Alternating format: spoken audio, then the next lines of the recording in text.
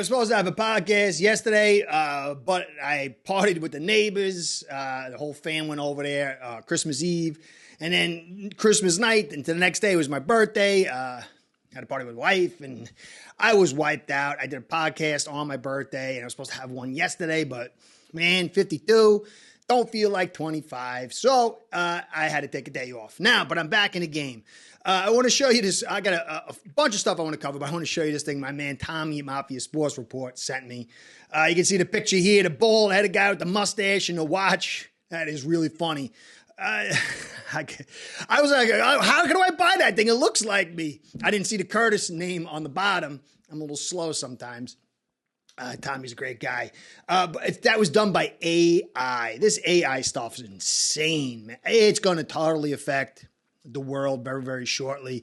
Even some crazy Terminator story over at the Tesla factory. One robot went out of control and ripped up a guy's arm and hand. There was blood everywhere.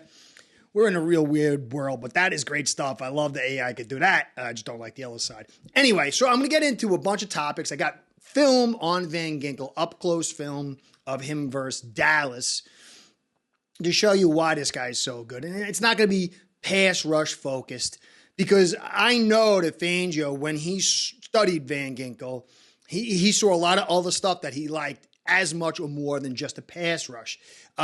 Van Ginkel brings a full, complete toolkit, and I was very impressed by his performance. So I got 5-6 minutes worth of film. I'm going to add that in. But I want to get into other topics before that. I want to talk about, I see Alan Poupart arguing with Dolphin fans about the physicality of the Dolphins. I talk about San Fran's protection versus the Ravens and how that reflects on us. I'm going to do a longer study Friday night in my final prep. My live at 10 p.m. on his channel, 10 p.m. Eastern on Friday, to go over the full prep of this big game versus the Ravens. We got some injuries, and so they got injuries, we got injuries. We don't really know what the matchup is going to be, and so it's very hard to start prognosticating until you see who's there, because football is a game of matchups. And then I'll get into the film. Savvy. So that will be the show for today. I want to say, guys, thanks for the likes, the subscribes, the comments, the views, all that stuff is just, it's big Christmas presents to the algorithm gods. And then they say, oh, you're doing good. And then my sponsors say you're doing good. And I keep doing this. So I appreciate all you guys do. If you are subscribed, click the notification bell, hip talk I've learned, so that when I do my thing, I'm doing my thing and you can watch my thing and keep me going. Savvy. So I want to give you guys a shout out, and a shout out to Ace Per Head, my sponsor, because without the two of you, this show ain't going down. Ace Per Head's betting software is the premier white label platform for bookies to manage their players and grow their sportsbook operation. Click the link in the description below to get set up in minutes. Ask for the Curtis promo and get a special introductory discount. Are the Dolphins physical or are they not physical? To be physical or not to be physical? To do a football Shakespearean parody on it. Alan Poupart says the Dolphins aren't really physical. I see a lot of Dolphin fans saying, but, they are physical. Every team in the NFL is physical. It's a physical game. Some are more physical than others. Sometimes they're more physical because of personnel. That's physical personnel. Sometimes they're more physical because of philosophy or play calls. Sometimes they're more physical in certain games than other times. Some teams are physical all the time. But what does physical mean? Every play, there is physicality. And so it's not to say the Dolphins aren't physical. I agree with Alan Poupart. This is mostly a finesse offense. Defense is another story. We're mostly a finesse offense, but we've upped our physicality by running the football more. Now, physicality, it gets upgraded depending on the calls you make and then the players within those calls. So when I was a kid and into the high school thing, you didn't really do much of that in college. But when you wanted to be physical, you didn't run zone stretch to the edge. That was to test your speed and agility. Physical was the Oklahomas, the whole drill. You got a fullback, a running back, a lineman, and the linebacker, and crack. Or sometimes it would just be the running back and the linebacker, crack. When you get downhill and you're running straight ahead, you create the greatest amount of momentum and you get the most amount of physicality. When you run to the edge, it's a lot. You can get physical plays, obviously, because you're dealing in football. And sometimes you get those when a running back cuts back and then the guy goes to cut back. I mean, he's got a lineman or a blocker there to pop him in the face. Then you create some physicality, but for the most part, and sometimes at the edge, you get that smash, between the edge guy who gets free and the running back. But for the most part, it is a finesse style with some physicality. But when you run inside zone, you got eye leads and you got guys blasting out and nailing you in the face, that is true physicality. And you can't have it all. You're not going to be totally the most physical and the most finesse.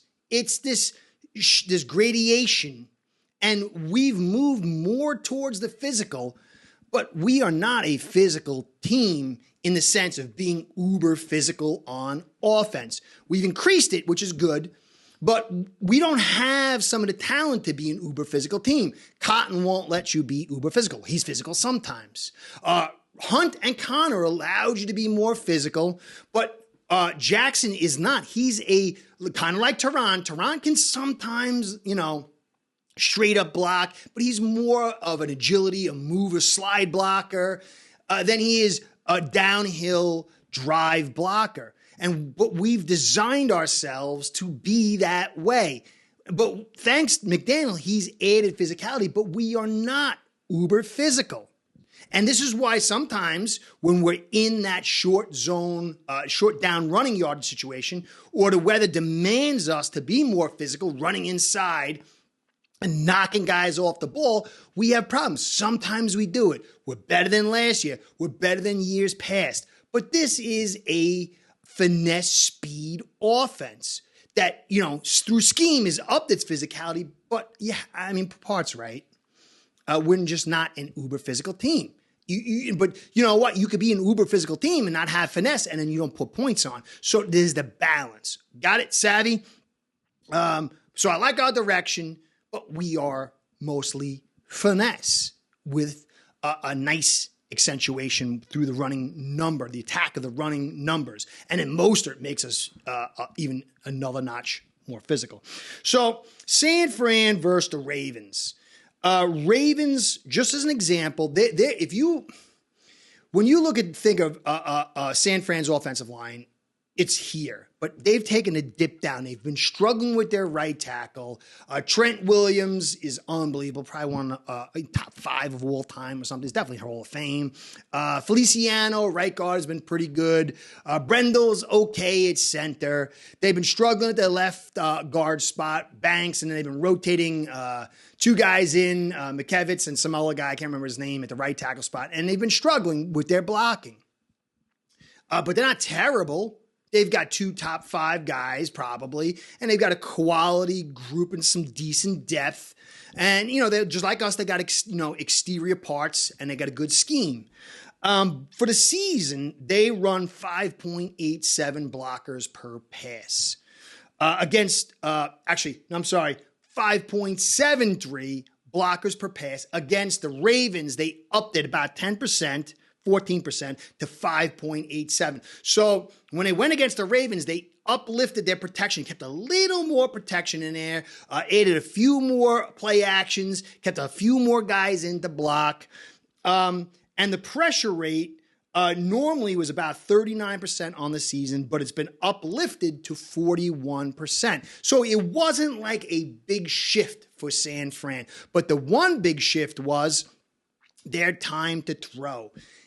Everything is not everything.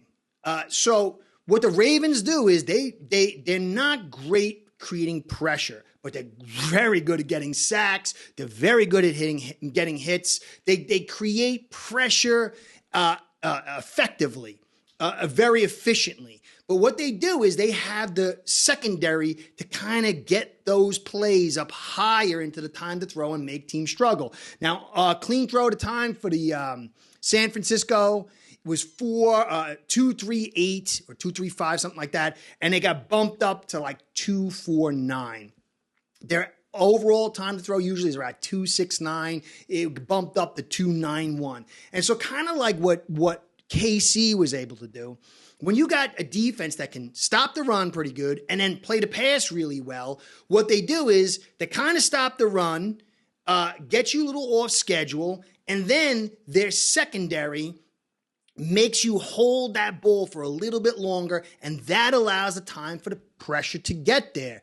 And that's what the Ravens do. That's kind of what KC did to us. And this is why you got to be a little concerned. Like, Dallas doesn't have a great run-stopping defense. They don't have a great interior D-line. They've got a very good secondary, and that caused us some problems as far as being consistent through the passing game, but we were able to bleed them through many, many cuts through the run game. It's going to be a lot harder versus Ravens team, and they're going to be in their house. But we can beat them because if they were able to achieve what they were able to achieve versus San Fran with that elite line, I'd be freaking out. But their offensive line's not so good. And, you could kind of put some of our guys there to kind of mimic some. They're still a better offensive line, but because we got Tehran, I don't think Hunt's going to be in. I think we have opportunities, but it's going to be rough because they're going to bring that time to throw up and force the guys to block a little bit longer. Savvy? So I'll get deeper into it in the live. Now, injuries. Waddle's got a high ankle sprain. That is not good. I don't think we're going to see him this week. McDaniel talks about he's the toughest guy. He's a coach. He's supposed to do that stuff. He says that about everybody. And then they're out for a couple of weeks. Now, will he play? Maybe. Should he play? I don't know. I don't think he's going to play, and I don't think he should play. This Bills game is way more critical. Now, this is a big game because, I evaluate by floor evaluations, low floor, middle floor, and high floor. And then ceiling evaluations, low ceiling, middle ceiling, and high ceiling. We had the advantage of being home. Dallas was an inconsistent team with some holes on their team through injuries and just naturally by nature. It was a bottom floor and ceiling evaluation. This Ravens team on the road against them, being who they are, leading the AFC, that's a ceiling, top of the ceiling evaluation. The Bills are going to be in the middle. So we passed. We struggled with our ceiling evaluations against the Chiefs, against the Philly, and against the Bills. And, you could say for whatever, but we did. But we got one ceiling, good pass on a ceiling evaluation, but beating Dallas. But this is 2 notches higher against the Ravens. And so we got to understand this is going to be a very difficult game. And then the Bills will be that middle ground. I put more on a win against the Ravens than a loss, unless we get blown out or injuries. It's the Bills game that's going to be the most critical evaluation. But we can get this Ravens game. It could be rainy, could be a little snowy, could be a little cold, which is not good for us. It's not going to be easy, and we got to understand that. We can win. They're not undefeatable. They're very inconsistent, but you got to be realistic because then if we should beat them and people pump us up that we should beat them and we don't, then you get the bad evaluations, post-game evaluations, where this Dolphins suck, they can't beat, the whole deal. So as far as injuries go, Waddle, I don't think he should or will play this week. I don't think Hunt should or will play this week. I'm a little more hopeful for Holland, but I don't think he will play, and maybe he shouldn't play.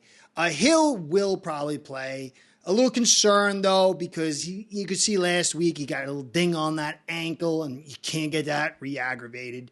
And then the Chosen, he's got the concussion. I don't think he's going to play. So I think we're going to be a little down on our offensive line depth, much like we did with Dallas. And then our receiving group's going to be a little thin. It probably will end up being Hill, Wilson, and Berrios. And, Hill sets most of the leverage, but Waddle does a great job to accentuate that more so than anybody else on a team. Chosen could do it too with the speed, but he's not the same. Berrios is more short area quickness. And Wilson's big. He had some nice physical blocks. I think that could play out really well for us this game. But he's not going to push that leverage off. And it's pushing off that leverage that creates the gaps for our zone run, slows down that blitz, and kind of keeps the secondary guessing a lot more. If it's just Hill, it's great for us. It's better to have Hill there and then just waddle there against a great defense like this. But it's going to be a little bit tighter, and I think it's going to be a little bit harder. But that Bills game is the critical game. And I think whatever we got to do, if we lose to the Ravens and we beat the Bills, we're second in the conference. Now, if we beat the Ravens, we knock out the Bills, and that's great, and we automatically win the East. But if you go all in with your bodies this week and you lose the Ravens and you lose some of your guys next week to the Bills and you come and beat up, then you could really lose big time. I think the Bills game, week 18, is the must win. And I think they're going to save some of these bodies for that game. Anyway, so let's get into the film. Van Ginkel. Ever since I've always been a very physical guy. I like to hit. I like to use my hands. I took boxing, martial arts. But when I see a lot of football guys, even players, even in college, good college programs and in the NFL, they're reluctant to use their hands. And it's understandable. Your hands, you will kind of protect them. But the more physical you are with your hands, the more you can control the situation, especially obviously on defense, but as a blocker as well. And Andrew Van Ginkel is just, he trusts his hands. He's very physical with his hands, and he's got great technique with his hands. And that will carry you, like when your knee is swollen, and you don't got that little extra burst, or your ankle, and it will carry you later into your career. He's got some nice burst. He's got some nice speed, great hustle, high-end intelligence, and just great technique with his hands. And I think that's the stuff that Fangio really fell in love with, and that's why he tried to get him here. But anyway, let's take a look at the film of the Gink versus Dallas and see what we see. All right, let's start with Mr. Gink on the edge in the run game. He doesn't bite on what looks like a route, gets his eyes upfield, gets in there, and he's the reason it becomes a fourth down situation. You see, he doesn't bite on the pass route. He gets his eyes down the line of scrimmage, sees the back, shoots, and then puts his foot in the ground like a running back, gets his shoulders into the RB, and helps slow that down to make it one more down. Here he is again on the edge in the run game. They try to block him with a running back. That does not work. They do pick up the first down here, but Van Ginkel was in there pretty quickly. Here he is again, same spot as usual. This is a pass play, and this is where you can see he bites a little too hard inside and then doesn't have the speed to catch up with him on the after the pass, and that's like one of the things you could possibly say is one of his weaknesses. He's solid in his coverage. If he doesn't bite so hard inside on the initial read, he might have been able to make that tackle. So there's something he can develop on. Back here in the run game where he just is really a monster. Gets inside, jams, and then he comes down the line of scrimmage to make the tackle. Now watch this. He's got his eyes on the running back. He's got inside leverage. And he's using his hands to hold situation. But notice he looks back, and I swear he's looking to see if that run spot is getting filled by Long. And then once that happens, he takes outside leverage, totally in control the entire time at a tight end, and then makes an excellent tackle to keep possibly a few yards extra gain. Now here he is all the way on the left side. Watch where he's going to end, all the way around the horn. He's fighting. Now this could have been a first down if it wasn't for Van Ginkel just following through on the play and just having absolute hustle and getting his sack. I think that was his sack on the day. Again, on the edge, Van Ginkel just shoots inside. It's a free rusher. He's a free rusher, but you can see the difference between maybe him and Phillips. It's that half a step difference. I mean, he does get in on the sack or the tackle, but Phillips had a little more power. Now, this is a great pass rush by Van Ginkel. I love this one. This is one of my favorites of the day. So he's outside, and he does that foot stab into the ground, and then he comes down the line of scrimmage and then totally dumps the center. And he's in on that. Now, yeah, you got Seela with the pressure, but he's the guy in the face that causes the pass to go awry.